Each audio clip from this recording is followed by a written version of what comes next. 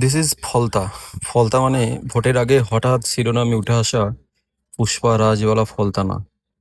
এই ফলতা ঐতিহাসিক ফলতা, যেটা প্রায় 70 থেকে 80 কিলোমিটার উত্তরে ফ্রম গঙ্গাসাগর অ্যান্ড কলকাতা থেকে ঠিক 50 থেকে 60 কিলোমিটারের দক্ষিণে ফলতা অবস্থিত। এই ফলতার ঐতিহাসিক গুরুত্ব অপরিসীম। এই ফলতাকে আপনারা খুব ইজিলি বলতে পারেন the forgotten history of Falta. আমরা সেটা পরে আসছি, তার আগে বলি এই যে হাওড়া ব্রিজ বা দ্বিতীয় হুগলি সেতু, যেটার মাধ্যমে কলকাতার সঙ্গে হাওড়ার খুব সুন্দর সংযোগ স্থাপন করেছে, এই সেই হুগলি রিভার, যেটাকে হাওড়া, হুগলি, দুই মেদিনীপুর এবং সাউথ 24 পরগনা, নর্থ 24 পরগনার মাঝখান থেকে বয়ে গিয়ে গঙ্গাসাগরে গিয়ে পড়েছে। যেখান থেকে শুরু হচ্ছে ক্যাকদ্বীপ, ক্যানিং, গোসাবা, বাসন্তী, সুন্দরবন, পরপর আপনারা অনেকেই ঘুরতে যান।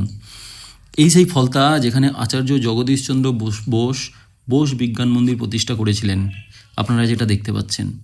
এই সেই ফলতা যেখানে 1700 থেকে 1800 সেঞ্চুরিতে Dutch East India company establish করেন Dutch shipping station and factory and refer by Volta or is Falta. এই ফলতাই ছিল 1756 সালে ব্রিটিশদের রিফিউজি শেল্টার। কারণ আপনারা সবাই জানেন 1757 সালে সিরাজদৌল্লা পলাশীর প্রান্তরে যুদ্ধে হেরে গেছিল কিছু স্বার্থন্বেষী কিছু মীরজাফরের যোগসাজশে ইংরেজদের সঙ্গে। বাট সিরাজদৌল্লা কিন্তু 1756 সালে কলকাতা ক্যাপচার করে নিয়েছিল ইংরেজদের থেকে। সেই সময় ইংরেজদের গভর্নর রজার ড্রেক এই ফলতাতে এসে রিফিউজি শেল্টার নেয় till Robert Clive and Watson, admiral Watson Kolkata recapture করে।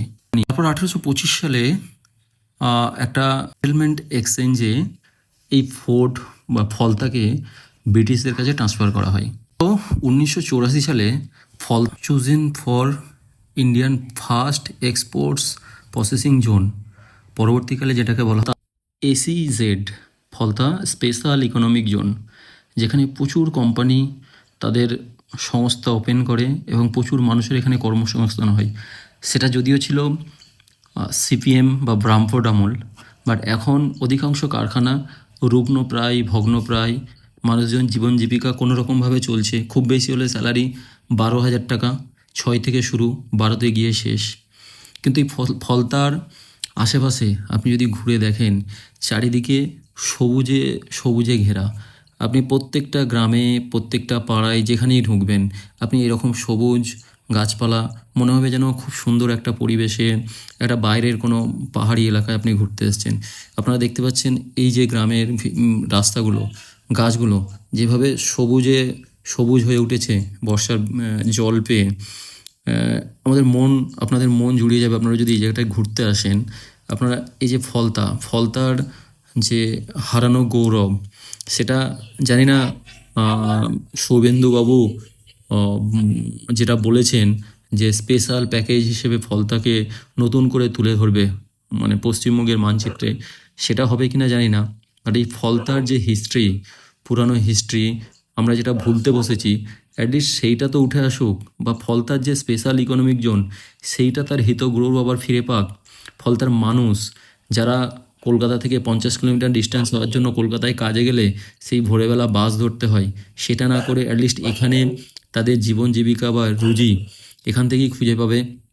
এই ফলতা স্পেশাল ইকোনমিক জোনে আরও ছোট ছোট বড় সংস্থা গড়ে উঠবে, যেটা আমাদের ফলতার মানুষের সবার স্বপ্ন।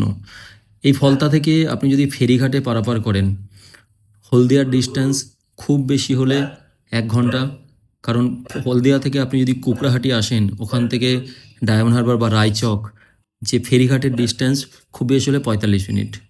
তো এই যে ঐতিহাসিক গুরুত্ব, একটা সময় যে হারে কলকাতা বন্দর থেকে হলদিয়া বন্দর হয়ে যেসব মাল বা সিপিয়ার চলাচল করতো, পুরোটাই এই হুগলি রিভারের উপরে ডিপেন্ড করে, এই ফলতা নদীর উপরে ডিপেন্ড করেই একটা সময় আমরা সকাল সন্ধ্যে দেখতাম শিপের সাইরেন। সেই সাইরেন আজকে প্রায় অস্তমিত, এখন আর শোনা যায় না। আজকের আপনারা যে জাহাজ কটা দেখছেন, আজকে আমার দেখে খুব ভালো লাগলো। আমি হঠাৎ করে আজকের ঘুরতে এলাম। এখানে দেখুন একটার পর একটা জাহাজ চলাচল করছে। জল বেড়েছে কলকাতা বন্দর থেকে প্রচুর জাহাজ এদিকে আসছে, প্রচুর মাল বোঝাই করে নিয়ে আসছে, যেটা অনেক সময় হলদিয়া বন্দরে পোর্ট করছে, অনেক সময় ফলতাতে বা ডায়মন্ড হারবারে গিয়ে পোর্ট করছে। এই সেই ফলতা, যে ফলতার ধর্মীয় কারণেও বিশেষ গুরুত্বপূর্ণ। কারণ এই ফলতা নদী ধরে যেখানে গিয়ে মোহনায় মিশছে ডায়মন্ড হারবারের পরে কাকদ্বীপ, ক্যানিং বা গোসাবা, বাসন্তী, যেটা আমি আগেই বলেছি, সেই জায়গায় বছরের একটা সময় মকর সংক্রান্তিতে এইখানেই সেই গঙ্গাসাগর মেলা, ঐতিহাসিক গঙ্গাসাগর মেলা, যেখানে কপিল মুনির আশ্রম বলা হয়, এখানে মানুষ আসেন গোটা ভারতবর্ষ থেকে, কিন্তু সেইভাবে প্রচার পায় না। জানি না এটা বাঙালি বা পশ্চিমবঙ্গ বলে কিনা প্রচার পায় না, যেটাকে আমরা আগামী দিনে অনেক প্রচার পেয়েছি কুম্ভ মেলা নিয়ে।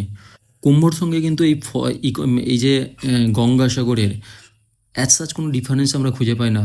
প্রচুর প্রচুর হাজার হাজার লাখ লাখ পুণ্যার্থী এই এই গঙ্গাসাগর মেলাতে আসে। তো এই ফলতা, এই ডায়মন্ড হারবার, এই যে সাউথ চব্বিশ পরগনা, এই সাউথ চব্বিশ পরগনার হিত গৌরব যদি আবার পুনরুজ্জীবন করা যায়, তাহলে হয়তো ফলতার মানুষই সবথেকে বেশি খুশি হবেন।